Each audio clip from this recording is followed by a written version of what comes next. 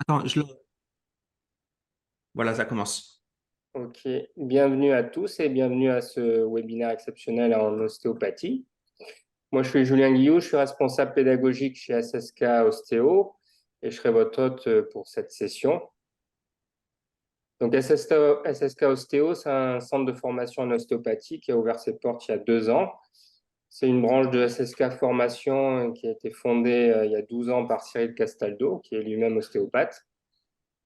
Chez SSK Ostéo, on a déjà accueilli plusieurs ostéopathes de renom pour des formations post-grade.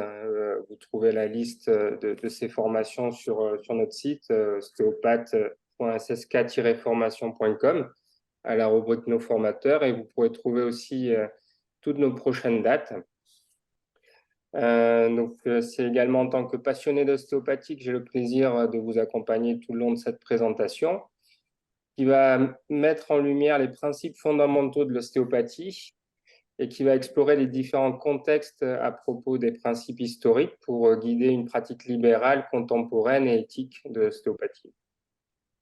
Donc ce soir, j'ai l'honneur de vous présenter notre conférencier, Raphaël Zegara Parodi.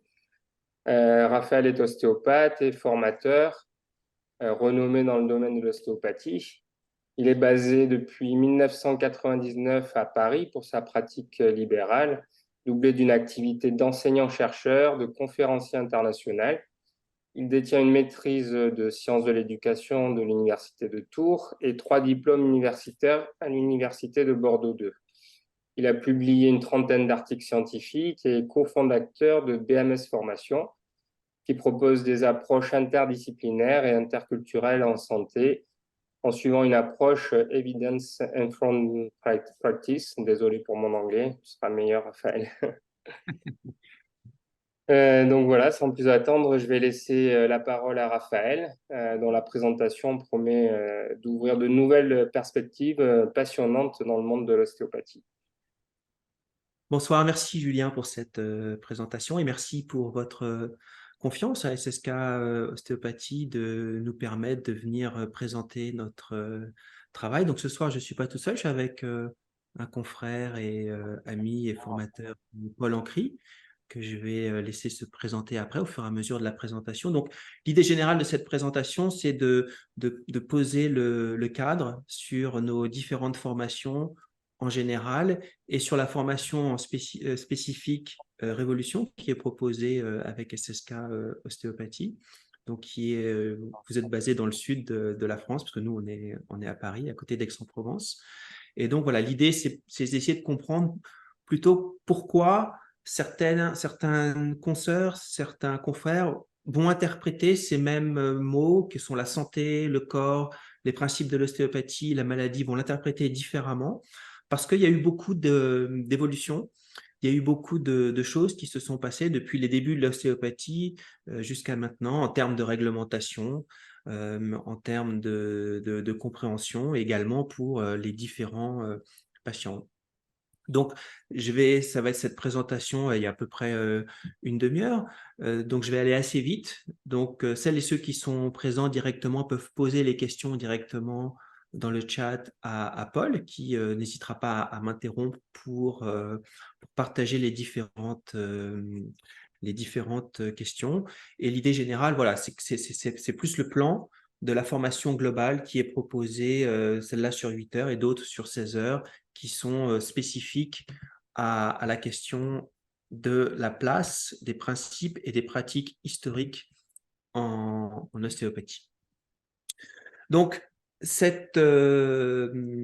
voilà, donc c'est la question principale que l'on va débattre de ce soir, savoir si ce qu'on peut encore utiliser toutes les pratiques historiques en ostéopathie au sein d'une pratique contemporaine.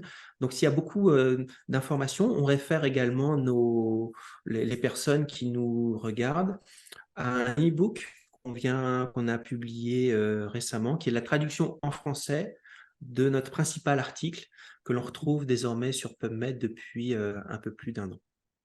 Donc voilà, les points clés de cette présentation. Voilà, sur quelle ostéopathie demain? Il y a beaucoup de choses qui sont en train de se passer au niveau professionnel. Et l'idée, c'est que les ostéopathes puissent se sentir vraiment à l'aise avec leur métier, de pouvoir parler à leurs patients pour améliorer leur prise en charge et de pouvoir parler également à d'autres professionnels de santé de la spécificité de leur travail. On va voir qu'il y a beaucoup de choses, de modèles historiques, notamment en ostéopathie crânienne, ostéopathie viscérale, qui sont contredits par la science et qui posent vraiment des problèmes d'enseignement et des problèmes éthiques sur savoir est-ce qu'on peut prendre en charge un patient de façon éthique en lui proposant des approches qui sont contredites par la science actuelle. Donc l'idée, c'est voilà, comment est-ce qu'on fait le tri de toutes ces informations et comment est-ce qu'on fait pour réfléchir à l'environnement qui a changé et comment est-ce qu'on peut essayer de continuer à faire certaines choses, de les faire différemment et d'autres, peut-être les réfléchir collectivement à les faire différemment ou à les arrêter. Donc, le point principal en fait de cette présentation, développée dans l'ensemble de nos formations, c'est vraiment le premier point. C'est vraiment de comprendre la diversité des interprétations possibles sur ces principes de l'ostéopathie.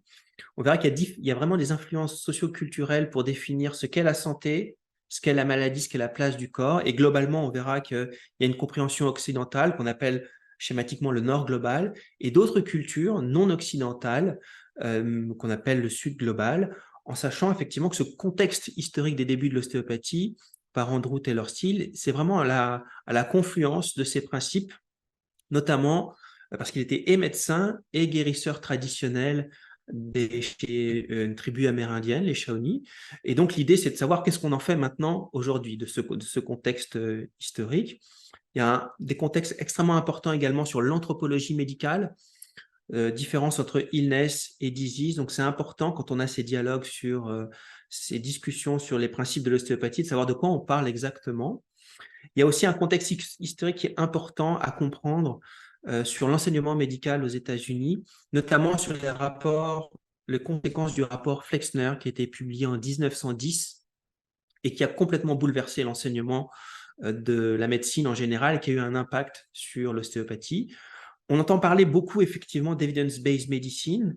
Il faut comprendre que c'est un concept donc, qui date de 1996, les premières publications, et donc ça a été créé 100 ans après les débuts de l'ostéopathie.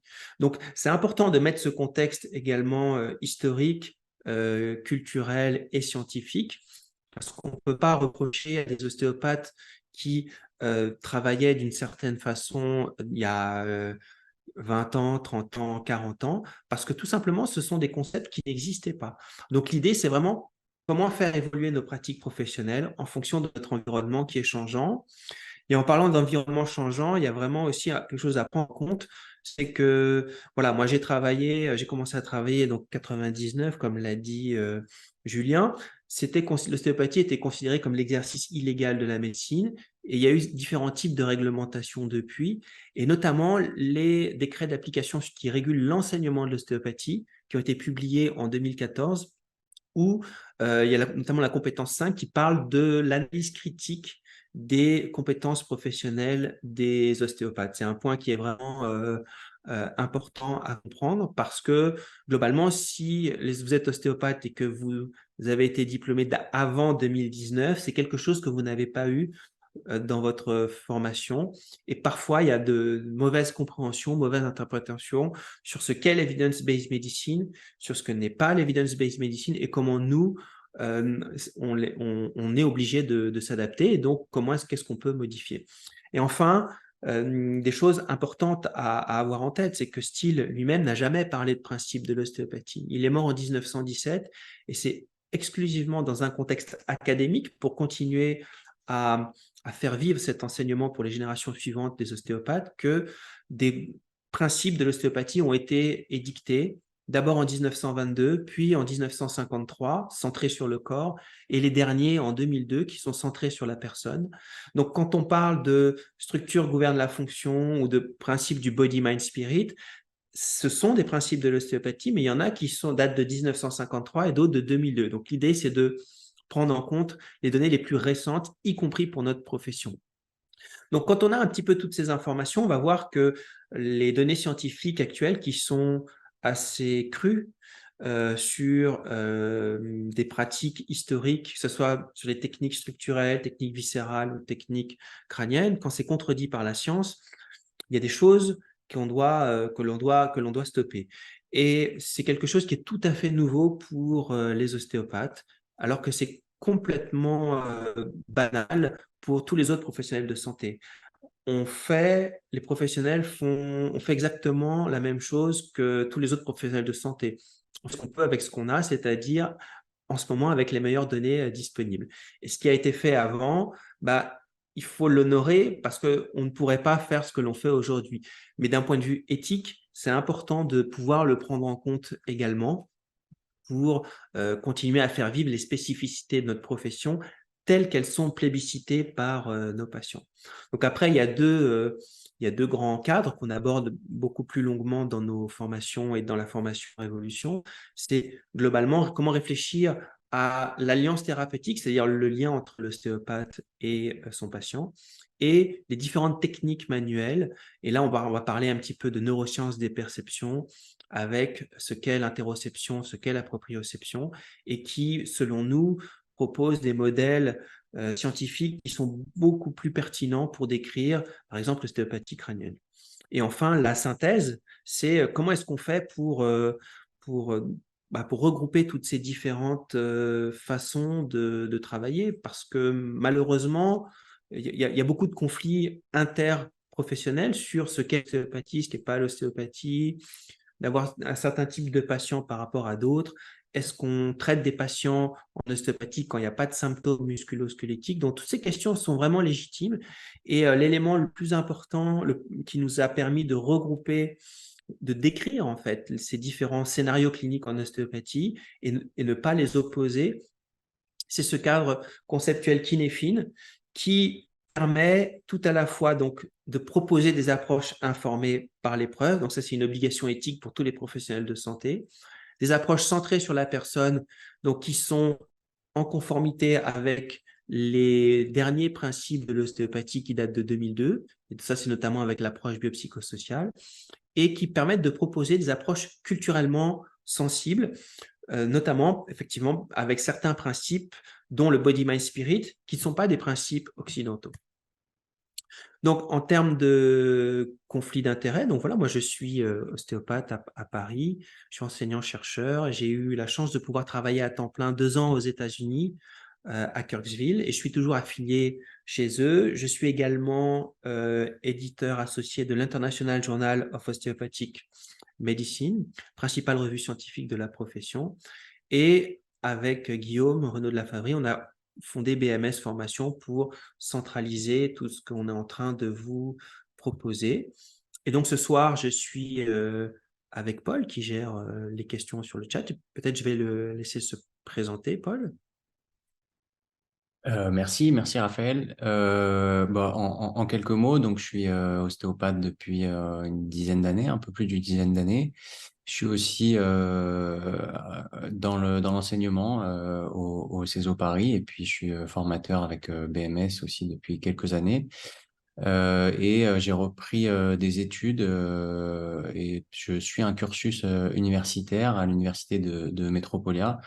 Donc c'est un cursus en 2 ans que j'ai bientôt fini. Si tout se passe bien, là, je suis en train de terminer mon mémoire et dont le sujet est l'alliance thérapeutique, justement. Donc comment on peut parler de l'alliance thérapeutique en ostéopathie. Voilà. Et puis aussi pour rebondir un peu sur ce que tu disais. Effectivement, c'est ce que je trouve très intéressant avec ce qu'on propose avec BMS, c'est cette notion d'interdisciplinarité, parce que je suis aussi en lien avec le milieu hospitalier. Et en fait, voilà, je pense qu'on a des compétences spécifiques en ostéopathie. Le tout, c'est d'avoir un langage commun pour pouvoir discuter avec les autres professionnels de santé. Merci, Paul. Merci pour ta présence avec nous. Et donc, Metropolia, c'est en Finlande. En Et, finlandais. et le cursus est en anglais, puisque je ne suis pas persuadé que tu aies appris le finlandais entre-temps. Alors, donc, encore une fois, hein, cette présentation, elle est assez rapide, on ne va pas rentrer dans les détails, mais quand on parle de santé, et de douleur. Donc, on se réfère à chaque fois aux définitions officielles, les plus communément, en tout cas les plus communément acceptées au sein de la communauté scientifique médicale. Et on voit qu'il y a une composante sociale dans la santé, que ce n'est pas simplement l'absence de maladie ou d'infirmité. Et idem pour la douleur. Okay, donc, c'est vraiment un concept qui est très important d'anthropologie médicale, c'est de bien distinguer, alors la langue française n'a qu'un seul mot, maladie, et la langue anglaise en a 3 pour décrire des choses qui sont différentes, disease, sickness et illness. Et nous, on va parler surtout de disease et de illness. C'est-à-dire disease, c'est vraiment la composante biologique de la maladie, ce que l'observateur extérieur, donc le médecin, va pouvoir mesurer, contrôler, donc de la biologie, des radiologies, ce sont des preuves tangibles. Donc, ça, c'est important.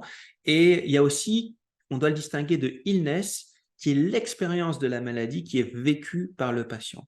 Et là où ça prend tout son sens, c'est par exemple pour des symptômes médicalement inexpliqués, c'est 45% des motifs de consultation en rhumatologie, donc des douleurs musculo-squelettiques. Les patients viennent avec tous leurs examens biologiques sans aucune anomalie, et pourtant ils ont des douleurs. Donc là, on est typiquement sur un champ de compétences de illness, donc l'expérience de la douleur sans aucune cause biologique qui est retrouvée. Donc l'idée, c'est pas d'opposer l'un à l'autre, c'est d'expliquer que depuis Steele, effectivement, la médecine a énormément progressé, elle est devenue extrêmement technique, elle s'est vraiment affinée dans le diagnostic, mais aujourd'hui, ça ne répond plus à la totalité des demandes de nos patients. Et donc, se focaliser exclusivement sur des scénarios cliniques pour gérer de la douleur, en l'absence d'anomalies biologiques, c'est quelque chose qui n'est plus suffisant. Et c'est là où, selon notre perspective, prendre la prise en charge de l'expérience, modifier l'expérience d'un patient, c'est quelque chose qui est beaucoup plus facile à aborder dans un cadre interdisciplinaire en utilisant également de la science. La science va être différente. Dans un cas, ce sera des études quantitatives où on va mesurer, et dans l'autre cas, ce sera des études qualitatives où, avec l'aide de questionnaires, on va aller décrire et mesurer également l'expérience des patients.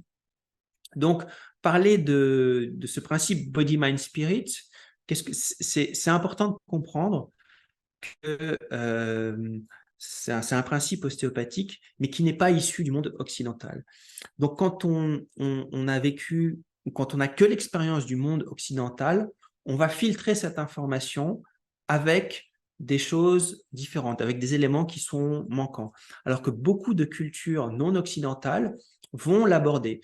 Et là où ça fait sens, encore une fois, l'idée, c'est pas de parler de style avec les Indiens pour reproduire ce qu'ils faisaient il y a 150 ans dans le Far West, de l'appliquer aujourd'hui dans notre société occidentale. C'est simplement de comprendre que historiquement, il y a un lien entre cette partie médicale, occidentale, biomédicale naissante et des principes de soins qui sont millénaires, dont le body, mind, spirit. Donc ça, c'est le deuxième article qu'on a publié, en fait, où on a fait le lien avec cette partie historique et cette partie scientifique d'aujourd'hui. Donc, dans cet article-ci, on a essayé pour essayer de mieux faire comprendre, en fait, ces principes ostéopathiques historiques à la frontière de ces principes occidentaux et traditionnels. Colonne de droite, vous avez les principes de la médecine moderne, occidentale, allopathique, biomédicale, et la partie de gauche sur les principes de médecine traditionnelle autochtone. Et vous avez entre les deux les principes de l'ostéopathie qui parfois vont plus se rapprocher des parties occidentales, donc du nord global, et parfois se rapprocher plus des parties traditionnelles du sud global. Donc ça, déjà, cette perspective-là, elle permet d'expliquer pourquoi, effectivement, des individus qui reçoivent des ostéopathes, qui reçoivent exactement les mêmes cours, qui font leurs 5 ans d'études, mais vont comprendre, interpréter les choses de façon complètement différente par rapport à leur propre sensibilité. Encore une fois, et on va le voir à la fin de cette présentation, l'idée, c'est pas d'opposer des points de vue différents de professionnels, parce que l'idée, c'est pas forcément d'avoir des professionnels qui font toujours la même chose, parce que ça, on sait que ça répondra pas de façon optimale à toutes les demandes de nos patients. Donc, le rapport Flexner, c'est en 1910. Donc, l'enseignement médical aux États-Unis était complètement aléatoire. Et c'est à ce moment-là où il a été choisi, il a été décidé que le modèle biomédical en santé, donc cette perspective disease de la maladie, la biologie, allait être le gold standard, la référence pour l'enseignement de l'ostéopathie, pour l'enseignement médical. Et c'est à partir de là où les problèmes de reconnaissance de l'ostéopathie ont commencé, puisque ça se basait plus sur de l'expérience. Initialement, c'était un modèle qui était proposé contre la médecine officielle. Et dès le départ, en fait, 1910, l'ostéopathie a été classée dans les sectes médicales, comme de la charlatanerie. Donc, tout ce que l'on voit, notamment, on parle beaucoup de ce qui est lu sur les réseaux sociaux, sur l'ostéopathie pseudoscience, ça date de 1910. Ce n'est pas un discours qui est nouveau. Evidence Informed Practice, donc on l'a dit, c'est un outil d'aide à la prise de décision clinique qui a été introduit à la fin des années 90. Et je répète, pour les ostéopathes diplômés d'avant 2019, ça ne faisait pas partie du cursus obligatoire en France. Et il y a beaucoup d'incompréhension. Parce que souvent, donc c'est la combinaison de 3 piliers, et tout aussi importants les uns que les autres, avec évidemment les données scientifiques, mais aussi les attentes et les valeurs des patients, mais aussi l'expérience clinique de l'ostéopathe. D'accord? Donc, comment optimiser la prise de décision clinique, c'est vraiment en prenant en compte ces trois composantes. Donc, c'est très important de comprendre que l'evidence-based medicine ou evidence-based medicine, ça a été créé pour les médecins. Evidence-based practice, ça a été créé pour les autres professions de santé. Et evidence-informed practice, c'est notamment pour des professions comme des interventions non pharmacologiques, des interventions complexes comme l'ostéopathie, où il y a comparativement beaucoup moins d'études cliniques que pour la médecine, où on va aller informer, on va aller utiliser les données scientifiques pour éclairer notre pratique par rapport à la demande spécifique de nos patients. Donc, ce qui est très important de comprendre, c'est que les deux extrêmes ne sont plus possibles aujourd'hui. C'est-à-dire qu'un des extrêmes, c'est dire, comme il n'y a pas de données scientifiques, il y a certaines pratiques qu'on ne peut plus faire. Donc ça, c'est du scientisme. Et c'est vraiment pas quelque chose qui est approprié parce que ça répond pas aux demandes de nos patients. Et l'autre extrême, c'est de dire, j'ai toujours fait comme ça et j'ai pas besoin de la science. Ça, on se rapproche plus de la science-fiction parce que c'est plus éthique et on n'est plus du tout au courant de ce qui se passe dans les données scientifiques. Donc, c'est plus possible aujourd'hui de travailler comme ça. Donc, je répète, nous, on promeut la science ou les sciences. On va voir qu'il y a les différentes formes. Les sciences avec des études quantitatives, maladie, disease, et de la science avec des études qualitatives, maladie, illness. Donc, ni science-fiction, ni scientisme, mais de la science pour informer nos pratiques. Et je répète, là, vous voyez la compétence 5 depuis 2014 sur analyser sa pratique professionnelle et traiter des données scientifiques et professionnelles. Donc ça, ce sont les jeunes ostéopathes qui sortent maintenant, sont tous formés. Et l'idée, c'est de les accompagner avec nos formations, surtout pour ce qui pose problème, c'est-à-dire les modèles scientifiques, les modèles historiques en ostéopathie qui ont servi à soigner des milliers et des milliers de patients et qui ont permis de remplir des vies de travail des ostéopathes, mais qui doivent être revisités avec les données actuelles de la science.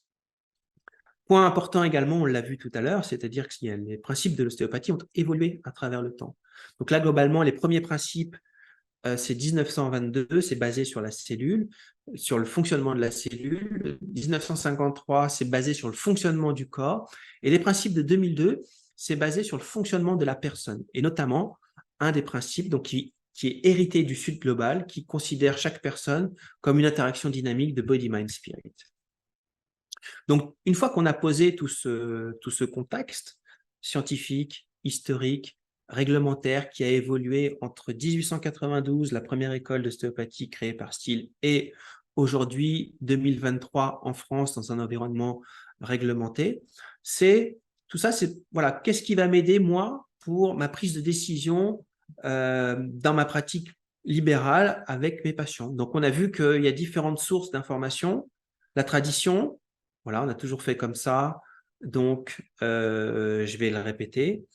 L'autorité, c'est-à-dire que moi, j'ai suivi l'enseignement de telle ou telle personne, ostéopathe renommée, donc je vais me mettre sous son autorité pour justifier ma pratique.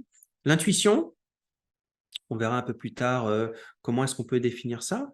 L'expérience personnelle, c'est sur essai-échec et l'evidence informed practice.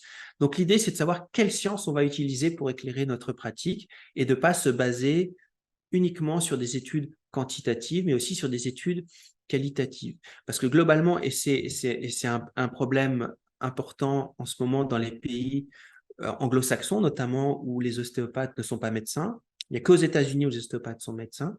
Les autres sont des professionnels de santé. Et il y a une grosse crise d'identité professionnelle puisque vous avez des ostéopathes, des chiropracteurs et des physiothérapeutes qui forment tous en master, bac plus 4, bac plus 5, qui traitent des patients dans les mêmes champs de compétences, qui lisent les mêmes articles.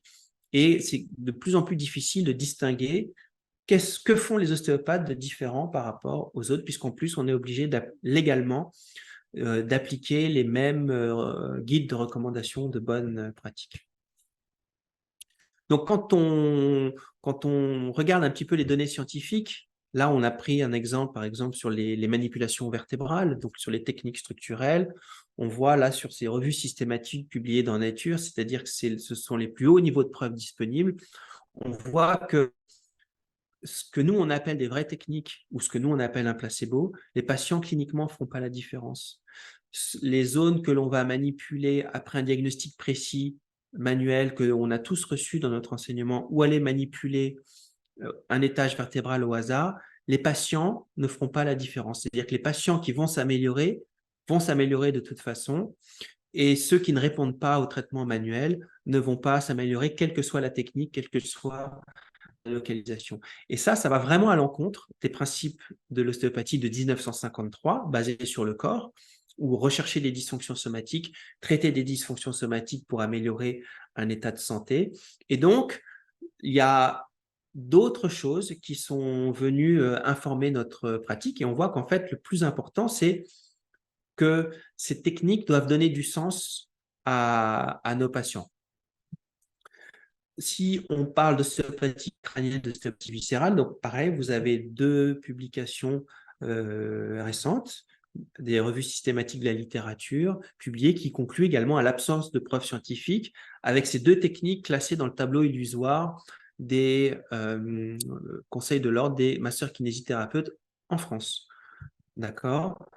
Ils ont également publié en 2016 un guide d'information et de prévention contre les dérives thérapeutiques. Et parmi les critères qui permettent d'identifier une dérive thérapeutique, ils parlent de thérapeutes qui font appel aux capacités d'auto-guérison du corps. Ça, c'est explicitement un principe de l'ostéopathie de 1953 qu'on a tous reçu dans notre formation. Mais là, vous voyez pourquoi c'était important de contextualiser le nord global par rapport au sud global, c'est que ces capacités d'auto-guérison du corps, c'est également un signe distinctif pour reconnaître une médecine traditionnelle, complémentaire et alternative selon tous les documents officiels de l'OMS, l'Organisation mondiale de la santé.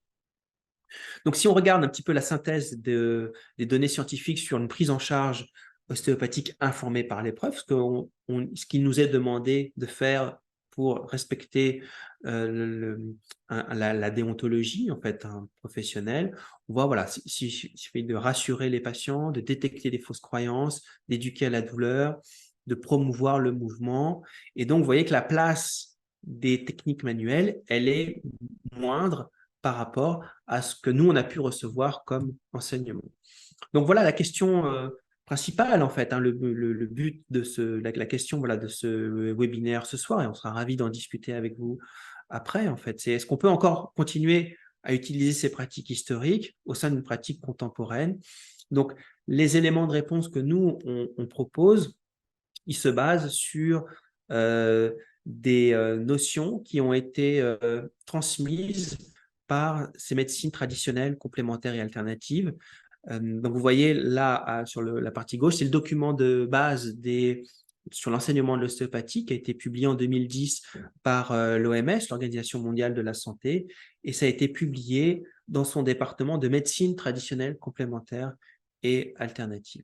Et encore une fois, ce qui est important, c'est pas ce que faisait Steele avec les Indiens il y a 150 ans, c'est simplement cette filiation que l'on retrouve encore aujourd'hui, notamment avec ce principe ostéopathique du body, mind, spirit. Donc là, j'aime beaucoup ce schéma qui permet de résumer un petit peu ce qu'on vient de dire, c'est que là, on n'a pas une approche pour détruire, une approche pour déconstruire quelque chose qui était déjà là avant, qui ne fonctionne plus, parce qu'il y a une connotation assez péjorative.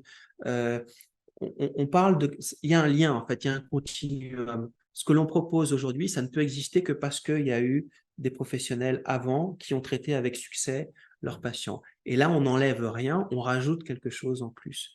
Donc, vous voyez que les OMT, donc les techniques manuelles ostéopathiques, en rouge, ça correspond à l'enseignement que moi j'ai reçu et qu'on a pratiquement tous reçu. C'est-à-dire qu'on voilà, on affine notre diagnostic palpatoire de dysfonction somatique. Et on a des techniques de manipulation, de correction, qui vont agir sur certains réflexes, ou qui vont avoir une action spécifique sur une articulation, sur une facette, sur un os, sur un organe, sur un viscère, sur certains ligaments, etc. Et là, on a vu que les données scientifiques actuelles contredisent ces modèles. Et alors que les modèles principaux aujourd'hui se focalisent beaucoup plus sur la prise en charge des facteurs psychosociaux des patients. Donc, les principes de 2002, en fait, voient l'ostéopathe non plus comme un simple technicien qui fait des techniques, mais également comme quelqu'un qui va accompagner, éduquer, gérer les patients différemment pour qu'ils puissent donner du sens à ce qui se passe à l'intérieur de leur corps. Donc là, on est spécifiquement sur cette composante de maladie illness. Donc, ça, c'est important. Donc, un des 3 piliers de l'evidence-based medicine, ce sont les attentes et les valeurs des patients. Et là, quelqu'un qui pense que son corps est capable de s'auto-guérir, ce sont des millions de personnes sur Terre. D'accord?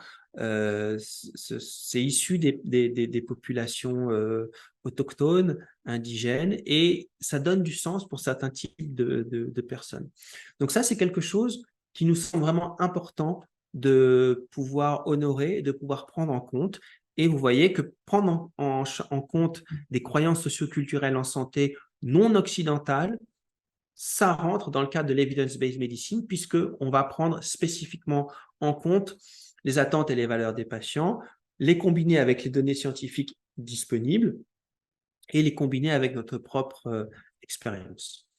Donc là, vous voyez, c'est un autre conflit d'intérêt dont je n'ai pas parlé au début, c'est que moi, j'ai 2 passeports, je suis français, je suis péruvien, et donc c'est assez facile de jongler avec ces cultures différentes. Ça fait partie c'est comme ça que je me suis construit en tant qu'individu. Et on a vu, si pour celles et ceux que ça intéresse, on a un podcast qui a été enregistré avec tous nos formateurs de BMS, qui est disponible sur YouTube et sur Spotify, où tous nos formateurs, on s'en est aperçu qu'à la fin, ont 2 cultures également, que ce soit 2 passeports ou qui ont vécu dans d'autres pays non occidentaux. Et ça, c'est important parce que ça permet de mieux prendre le point de vue de l'autre. Et dans une consultation, c'est ce qu'on appelle cette approche culturellement sensible. Ce qui fait sens pour le patient pour maintenir son état de santé, ça fait peut-être pas sens pour nous si on vient d'une autre culture, mais c'est important de pouvoir l'inclure. Et là, quand on parle du principe body, mind, spirit, on est en plein dedans. Donc, cette perspective illness en ostéopathie, vous voyez qu'en fait, c'est important de bien distinguer les effets spécifiques des manipulations sur les résultats cliniques. Donc, moi, la façon dont on m'a enseigné l'ostéopathie, la façon dont je l'ai enseigné également pendant un certain temps, c'est-à-dire, voilà, si il faut trouver le bon diagnostic et faire la bonne technique pour améliorer mon patient, et s'il ne va pas mieux, c'est que je n'ai pas fait le bon diagnostic ou je n'ai pas fait la bonne technique. Or, ça, on a vu que d'un point de vue scientifique, et quelles que soient les professions manuelles, en fait. Elles prennent en compte donc la gestion de ces facteurs psychosociaux et il y a d'autres facteurs importants qui rentrent en ligne de compte dans l'amélioration des symptômes. C'est l'environnement clinique, les caractéristiques du praticien, la relation patient-praticien et les caractéristiques de certains patients. Donc ça, c'est des choses qu'on détaille quand on sait comment fonctionne maintenant un cerveau humain, notamment quand il est en phase douloureuse, en fait, pour modifier cette expérience de douleur, c'est vraiment important, donc dans cette approche culturellement sensible, de comprendre que certes, il y a une définition de la douleur, certes, il y a une définition de la maladie, certes, il y a une définition de la santé, mais elle peut être complètement différente de celle de la nôtre. Et c'est important, je répète, de vraiment pouvoir l'honorer. Donc ça, c'est important également d'avoir une idée des perspectives sur savoir ces effets spécifiques par rapport aux effets contextuels des manipulations. On voit que c'est 80% de la variation de la douleur aiguë et 2/3 de la variation de la douleur chronique. Donc globalement, c'est l'ingrédient principal de l'amélioration de nos patients. C'est pas le geste technique comme on l'a pensé avant, c'est beaucoup plus tous ces effets contextuels. Donc évidemment qu'avant, on prenait en compte ces effets contextuels, qu'on faisait en sorte que le patient soit à l'aise, qu'on posait des questions, pas seulement sur la douleur, mais sur son environnement personnel, professionnel. La seule chose maintenant, c'est qu'il faut dézoomer, c'est-à-dire que le plus important, c'est cette gestion psychosociale, mais il y a besoin toujours évidemment des techniques de manipulation. Donc voilà, cette approche biopsychosociale en ostéopathie, donc Gary Fire a publié plusieurs articles dessus spécifiquement, et donc globalement, c'est de dire, voilà, il y a des facteurs tissulaires, des facteurs neurologiques et des facteurs psychosociaux qui rentrent en ligne de compte. Et donc, c'est important de ne pas se focaliser exclusivement sur la partie manuelle. J'ai parlé tout à l'heure d'études qualitatives, donc c'est important de savoir ce que pensent, par exemple, les ostéopathes, les patients qui vont voir des ostéopathes, qu'est-ce qu'ils vont chercher chez les ostéopathes qu'ils ne vont pas trouver ailleurs. Ça, c'est important de le comprendre aussi dans ce contexte de crise d'identité professionnelle où voilà, ce qu'on faisait, c'est contredit par la science, mais on a vu pourquoi. Il y a d'autres solutions, il y a d'autres solutions que l'on propose. Donc, les spécificités de l'ostéopathie, donc ça, cette étude qualitative où on a interrogé des patients italiens. Donc, la conclusion, c'est que les patients expliquent que l'ostéopathie est un chemin d'éveil corporel, de leur conscience corporelle, qui commence par une expérience de la douleur, qui les amène à consulter un ostéopathe. Donc, la douleur s'en va et ils expérimentent l'unité du body, mind, spirit. La seule chose, c'est que ce n'est pas défini. Donc, c'est là où on a fait tout notre travail de définir qu'est-ce que c'est le spirit et qu'est-ce que ce n'est pas dans un cadre de consultation médicale, qui plus est en France, qui est un pays laïque depuis 1905. Donc, spirit, vous avez vu qu'on a fait exprès de ne pas le traduire en français. Quand on le traduit, on parle maintenant de dimension existentielle en santé, parce qu'il y a plein d'études qui ont été publiées qui montrent les impacts de certains types de croyances sur la santé physique. Donc ça, c'est cet article-là qu'on a publié. C'est le tout premier en 2019, où on a parlé de prise en charge biopsychosociale spirituelle avec, encore une fois, on n'est pas là pour dire qu'il faut faire ça chez tout le monde, pour tous les patients, pour tous les ostéopathes, dans tous les scénarios cliniques. C'est simplement un outil supplémentaire qui peut être utile et qui nous distingue des autres professionnels des thérapies manuelles. Donc, les croyances socio-culturelles en santé, elles sont importantes et on les distingue, on les a essayé de les distinguer schématiquement avec des symptômes, des scénarios cliniques orientés par les symptômes, des patients qui viennent nous voir avec des douleurs. Et l'objectif, c'est de ne plus avoir de douleur. Et donc là, effectivement, ce qu'on peut proposer en ostéopathie, ça va ressembler beaucoup à ce que font d'autres thérapeutes, thérapie manuelle, puisque en fait, on applique, d'un point de vue éthique, on va appliquer les mêmes recommandations de bonne pratique, on a lu les mêmes articles qui donnent les mêmes informations. Mais là où ça devient intéressant en ostéopathie, c'est pour d'autres types de patients qui ont d'autres croyances socio-culturelles en santé, notamment des croyances socio-culturelles qu'on a appelées beaucoup plus d'origine traditionnelle, où les patients viennent nous voir sans symptômes. Alors ça, c'est quelque chose qui va poser des débats, en tout cas des débats professionnels assez importants dans les mois qui viennent, parce que la question de savoir est-ce que c'est éthique ou pas de prendre en charge des patients qui n'ont pas de douleur.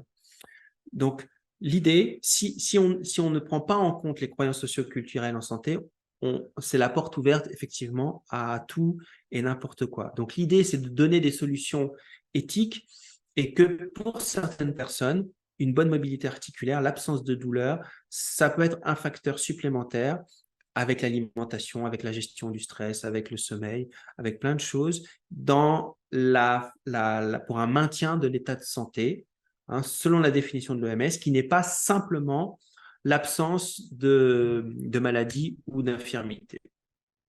Donc, on a parlé en fait du cadre conceptuel Kinefin, donc cet article était publié par nos amis Christian Italien, Christian Longhi, Francesca Baroni, qui ont été co-auteurs de mes deux derniers articles également, où on a essayé d'affiner un petit peu ce cadre conceptuel. Donc, encore une fois, ce n'est pas une recette, c'est simplement avoir un schéma qui permet de décrire tous les scénarios cliniques que l'on connaît déjà en ostéopathie. Et ce qui est important de voir, c'est que les actions des ostéopathes vont être complètement différentes en fonction de la demande des patients. Et que la demande des patients va être différente en fonction des croyances socioculturelles de nos patients. Donc, ça permet d'expliquer qu'effectivement, quelqu'un qui va plutôt faire des techniques biodynamiques, ça va répondre à une demande de patients qui ont certains types de croyances socioculturelles. Et quelqu'un qui va proposer de la gestion du stress, qui va faire des techniques, qui va préconiser de rester actif, ça va répondre à d'autres demandes, d'autres motifs de consultation qui sont plus d'ordre de croyances socioculturelles occidentales. Donc, encore une fois, plutôt que d'opposer, et c'est ça qu'on a vraiment apprécié avec ce cadre conceptuel, c'est que on n'est pas en train de dire ça c'est bien, ça c'est pas bien, c'est simplement qu'il y a des patients qui sont différents, qui ont des demandes différentes, et l'ostéopathe se doit d'être flexible pour essayer de coller au mieux aux attentes et aux valeurs de nos patients. On est en plein dans l'evidence-based medicine avec ce type de réflexion. Donc, juste brièvement pour expliquer, s'il y a des personnes là qui nous écoutent qui sont un peu dubitatifs sur qu'est-ce qu'on fait avec l'ostéopathie crânienne en fait, parce que les modèles sont contredits par la science, c'est pas éthique de le faire. Donc, toujours avec dans le cadre interdisciplinaire, comme l'a répété très justement Paul, ce qui est important de comprendre, c'est que on va parler, par exemple, on va parler surtout de la conscience corporelle, en fait, de l'intégration multisensorielle avec le cerveau qui reçoit en permanence des informations en provenance du corps de 3 grands réseaux neuronaux: l'extéroception, perspective de la première personne, l'expérience à partir de laquelle je perçois le monde; la proprioception, on connaît mieux; l'autolocalisation, l'expérience de l'endroit où je me trouve dans l'espace. Et quelque chose d'important, c'est l'interoception, c'est l'auto-identification avec notre corps, l'expérience de posséder un corps. Donc, ce traitement se fait de façon continue, et il y a un article vraiment très intéressant qui a été publié en 2016 par un groupe d'ostéopathes italiens qui parle de l'importance de l'interoception et de l'inflammation, de la sensibilisation centrale dans la prise en charge ostéopathique. Donc, le modèle qu'on utilise, en fait, de variation de cette intégration multisensorielle, je vous l'ai dit, historiquement, l'ostéopathie style avait combiné des approches issues des médecines traditionnelles autochtones et des approches scientifiques naissantes aux États-Unis fin du 19e siècle.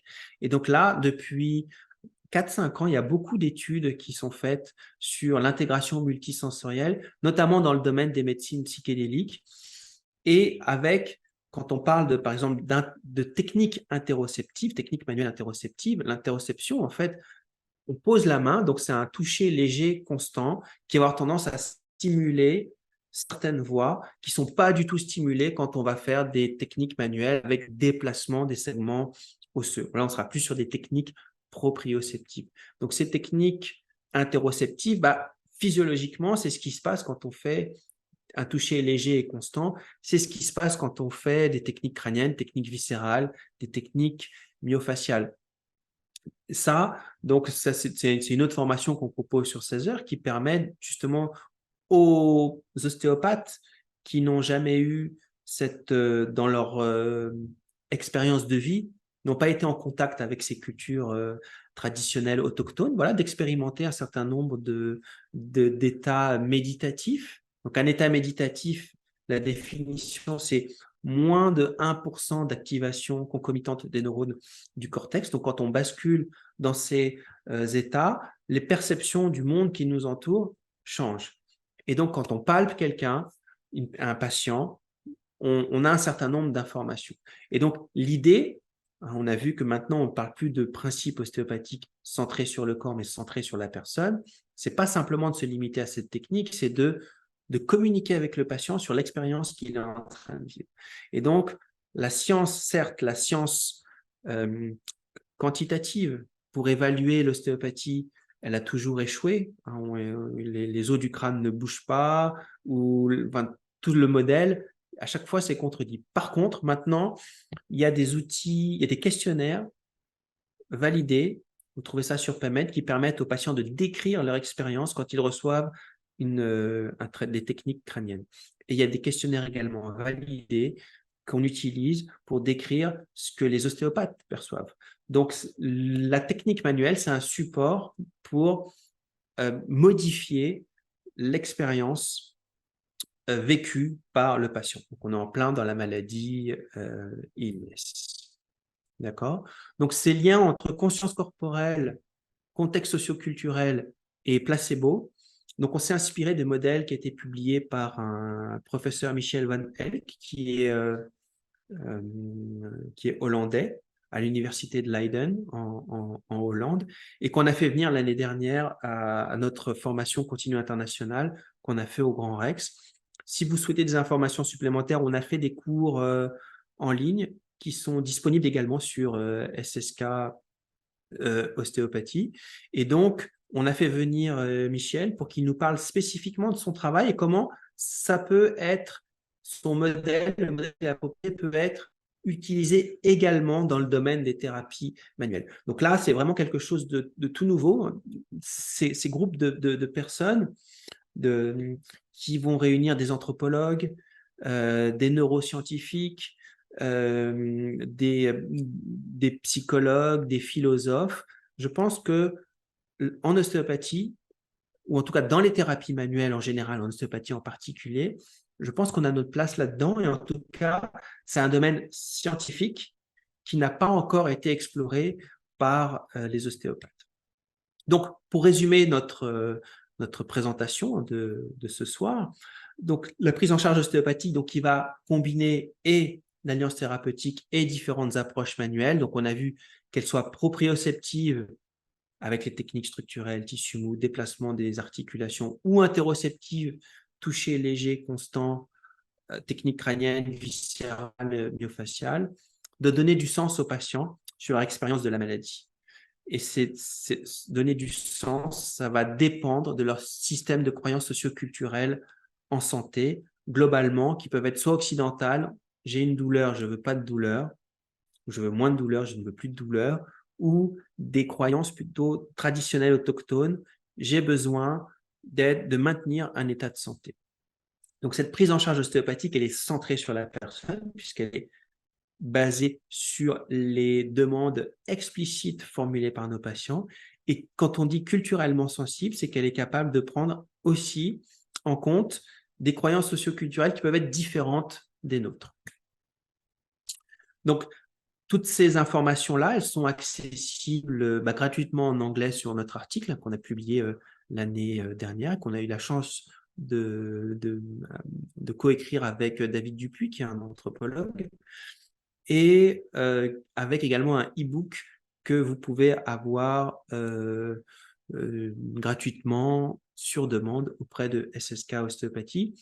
L'idée, en fait, donc vous voyez, de ce cadre conceptuel kinéphine, c'est de dire, en fonction de la demande de mon patient, si je veux faire de l'evidence-based d'evidence-informed practice, une pratique ostéopathique fondée, orientée par les preuves scientifiques. C'est important de savoir croyance socio-culturelle en santé de mon patient, quelle est sa demande, et en fonction de sa demande, en fonction des données scientifiques disponibles, en fonction de mon expérience, eh ben, on va introduire une meilleure alliance thérapeutique et donc proposer une approche culturellement sensible.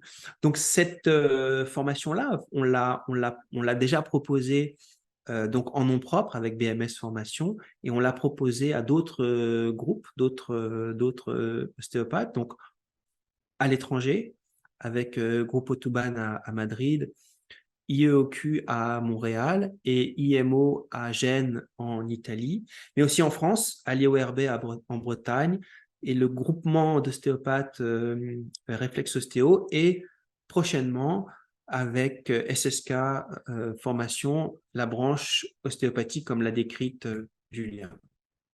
Donc cette formation Révolution, pour résumer, c'est vous donner des informations actualisées pour nourrir votre propre réflexion critique afin de mieux communiquer auprès des autres professionnels de la santé et mieux répondre aux attentes et aux valeurs des patients dans notre contexte multiculturel. Révolution, c'est un double clin d'œil à, étymologiquement, c'est un retour au point de départ. Donc là, on retourne au point de départ de l'ostéopathie avec style à la frontière de culture occidentale et non occidentale, et aussi pour celles et ceux qui connaissent le cycle de Kuhn, de voir que ce qui est nouveau pour nous en ostéopathie, c'est-à-dire de remettre en cause des modèles qui sont contredits par la science, c'est complètement normal chez tous les professionnels de santé. Donc, avant de changer de paradigme, on a besoin d'une révolution de nos modèles de pratique. Et la révolution que nous, on propose, c'est au lieu de décrire l'ostéopathie sur la localisation de la technique manuelle, on va plutôt décrire l'ostéopathie avec les principaux réseaux neuronaux impliqués dans l'intégration multisensorielle, donc les approches manuelles interoceptives ou approches manuelles proprioceptives.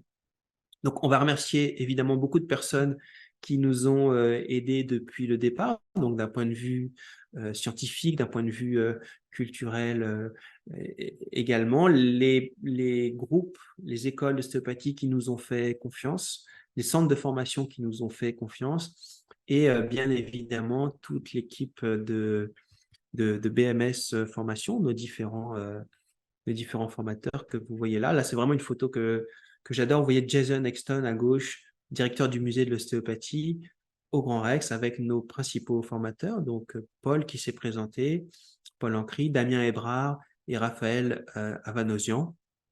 Donc voilà, vous avez mon email si jamais vous avez besoin d'informations directement. Et puis là, je vais laisser la parole à Paul, savoir s'il a des questions en particulier ou si vous voulez ajouter des éléments à la discussion.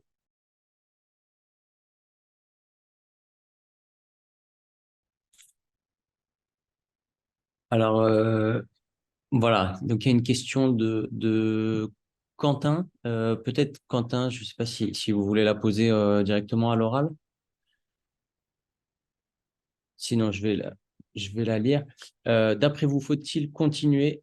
Ah, ok. D'après vous, faut-il continuer à enseigner en travaillant tel étage vertébral? Nous aurons une action sur le métamère, car aujourd'hui, il n'y a rien de spécifique. Idem avec le crânien. Faut-il garder des techniques historiques, mais juste parler des effets interoceptifs et non mécaniques? Alors, Voilà, c'est une... ça rejoint un petit peu la question de Pamela, qui demandait aussi est-ce que, du coup, sur les techniques viscérales, est-ce qu'on peut les faire? Est-ce qu'il ne faut plus les faire? Est-ce que c'est, voilà, ça avait l'air un peu confus avec l'idée de ces techniques illusoires. Écoutez, merci pour vos questions. En fait, c'est cette réflexion-là, moi, je l'ai eue. Moi, je suis comme vous. En fait, j'ai été très perturbé par le fait d'avoir enseigné, d'avoir reçu un enseignement et que d'un seul coup, on me dise, bah, en fait, c'est pas comme ça que ça fonctionne. Et ça, je l'ai vécu assez durement quand j'étais à Kirksville, où j'étais chercheur à temps plein. Et mon travail, c'était d'évaluer les modifications du flux sanguin après les manipulations. Donc ça va répondre directement à la question de Quentin, parce que moi, on m'avait appris que voilà, il fallait manipuler un étage vertébral pour déclencher un réflexe du système sympathique sur une zone, sur le métamère, etc. Donc, moi j'avais le temps, c'était mon travail, chercheur à temps plein. Et donc, on m'a demandé de refaire les premières études historiques d'Irving Corr. Et quand on regarde ça, alors, quand on est en cabinet, on n'a pas le temps de lire les articles, on n'a pas le temps de faire tout ça. Quand on est enseignant, je pense qu'on devrait prendre un petit peu plus de temps pour se tenir au courant de ce que l'on dit. Mais en fait, toutes ces études-là, en fait, elles étaient faites effectivement avec manipulation et le capteur, il était placé sur le métamère. Donc, le changement, on le voyait sur le métamère parce qu'il n'y avait que là, on pouvait l'observer. Et donc, moi, quand j'étais aux États-Unis, on m'a dit, maintenant, Raphaël, tu mets des capteurs des deux côtés. Et donc, je dis, c'est pas possible parce que quand on manipule, c'est unilatéral. Et je dis, Raphaël, mets les deux côtés. Donc là, j'ai vu qu'effectivement, manipulation d'un côté, là, ça réagissait de manière symétrique au niveau du métamère, par exemple sur les membres supérieurs. On m'a dit, Raphaël, comme on avait plein de capteurs, je dis, maintenant, tu vas les mettre sur les pieds. Et en fait, ça réagissait exactement pareil. Donc ça, c'est quelque chose qu'il faut comprendre, c'est que, évidemment, la technique, elle est spécifique. Par contre, la réponse du corps, elle est non spécifique. Et ça répond vraiment aux questions de Pamela et de Quentin, c'est-à-dire que c'est important d'enseigner les techniques parce qu'il y a besoin d'être précis, il y a besoin de savoir exactement ce que l'on fait. Mais il faut le contextualiser dans cette approche centrée sur la personne, où il faut que ça donne du sens aux patients, de communiquer avec les patients. Le patient voit qu'on prend du temps pour trouver quelque chose, donc ça va déclencher tous ces effets non spécifiques. Et donc, maintenant qu'on sait que, quelle que soit la technique, le corps physiologiquement réagit pareil, et va l'interpréter différemment en fonction du contexte, en fonction de ses croyances, il y a la technique évidemment, mais il y a toutes ces connaissances neuroscientifiques récentes qu'il faut prendre en compte et qui, pour moi, personnellement, m'a rassuré beaucoup sur ma pratique. Donc, quelqu'un voit un observateur extérieur qui verrait une consultation avec mes patients aujourd'hui ou il y a 20 ans, il ne verrait pas forcément de la différence sur le plan technique. Par contre, l'alliance thérapeutique, le discours est complètement différent et surtout, c'est le rendre actif, le patient, le faire modifier, le faire vivre en fait son expérience. Donc, on n'est pas avec le rapport, il est plus d'un praticien centré, c'est-à-dire que c'est le praticien de faire le diagnostic, c'est plus patient centré. Qu'est-ce qu'il pense, qu'est-ce qu'il reçoit, qu'est-ce qu'il perçoit tout au long de la consultation. Et il y avait aussi, voilà, parce qu'il y a eu beaucoup d'informations, ça allait assez vite. Peut-être, voilà, juste redire un mot sur cette notion de spirit et comment ça s'articule avec la science. Voilà, tu as évoqué la traduction de l'anglais, mais voilà, je ne sais pas si tu peux redire un mot par rapport à ça. Non, mais ça pose beaucoup de problèmes, notamment avec ces techniques qui sont classées en dérives thérapeutiques, puisqu'il y a la Mivilude, qui est l'organisme en France qui s'occupe de protéger le public des dérives sectaires et des sectes. La spiritualité n'a strictement rien à faire dans une consultation dans le monde occidental. En revanche, la dimension spirituelle en santé, par exemple, elle figure noir sur blanc dans les recommandations de bonnes pratiques de la HAS en France, dans les soins palliatifs. Parce que culturellement, dans le Nord global, en Occident, on s'occupe de ça à la fin de cette composante, à la fin de sa vie. Alors que dans les cultures traditionnelles, c'est des choses qui sont faites de façon régulière.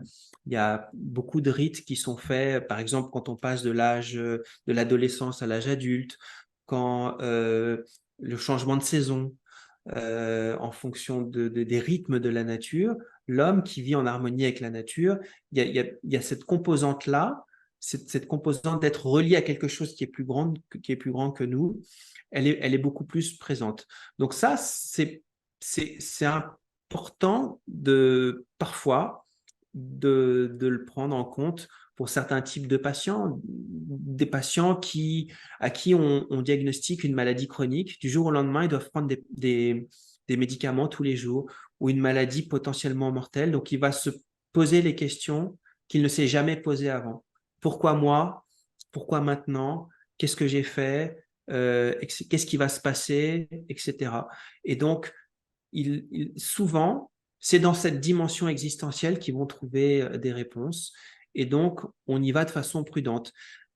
Encore une fois, avant nous, il y avait strictement 0 publication indexée sur ce domaine. Donc, nous, ce qu'on a fait, c'est baliser.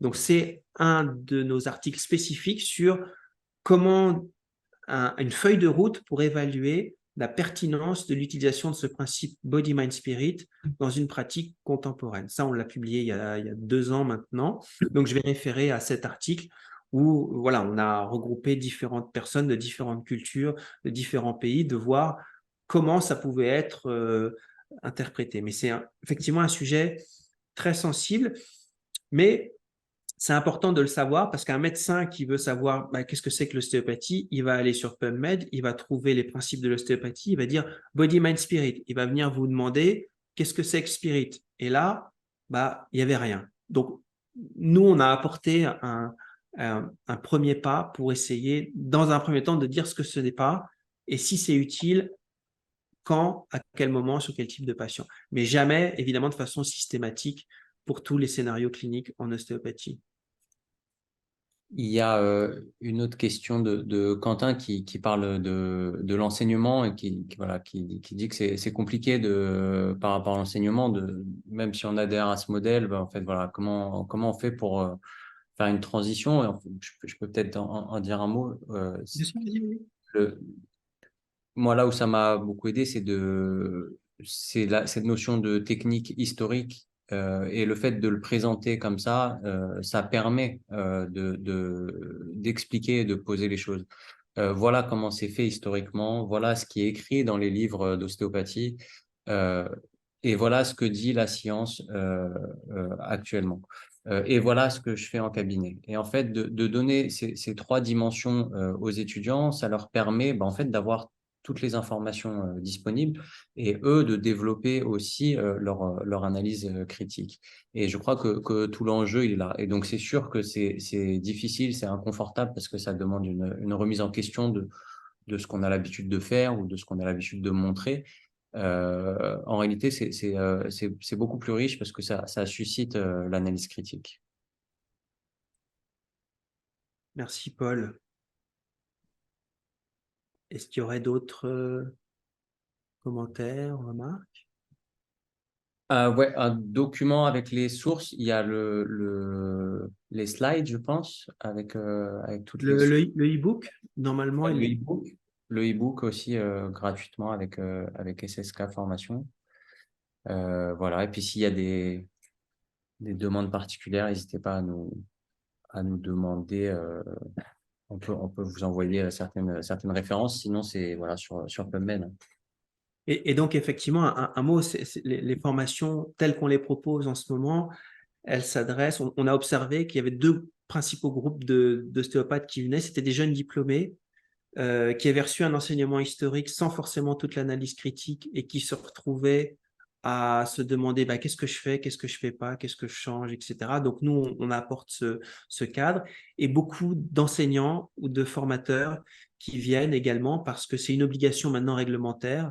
Vous avez vu sur la compétence 5 des décrets depuis 2014 et il y a plein de gens de bonne volonté mais qui n'ont pas forcément tous les outils. Et voilà, moi, ça a été mon métier pendant 2 ans à temps plein d'être chercheur. Donc, c'est un peu l'idée aussi maintenant maintenant que tout est publié, de le mettre à la disposition de la profession pour faire avancer certaines pratiques. Encore une fois, on est assez inclusif. Et moi, un ostéopathe qui travaille différemment de moi, ça ne me gêne pas en fait. Au contraire, parce qu'il y a plus de patients qui vont être qui vont potentiellement bénéficier de notre profession. Donc, l'idée, c'est simplement de mettre un cadre et de bien savoir ce que l'on fait en conscience.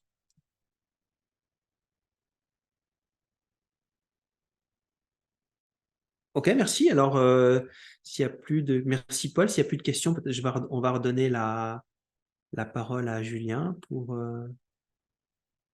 conclure ce webinaire.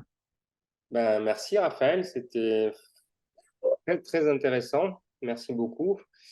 Je vous remercie à tous d'avoir participé. N'hésitez pas à aller voir notre site pour voir la formation de Raphaël. Effectivement, il y a aussi des vidéos, d'autres vidéos. On mettra encore ce webinaire sur le site, donc vous pouvez le reconsulter tranquillement chez vous. Voilà, ben écoutez, j'espère qu'on m'entend. Oui, on m'entend. Hein. J'ai Tout va bien bien. entendu. Ok. Mais je vous remercie à tous et hâte de vous voir chez SSK Formation à Marseille, hein, dans le sud. Merci Julien, merci pour ta confiance et à bientôt. Au À revoir, merci Paul, bientôt. merci Julien. Ouais. Bonne soirée à tous. Au revoir, Paul. Au Salut. revoir. Au Au revoir, revoir. tout le monde. Au revoir, Quentin.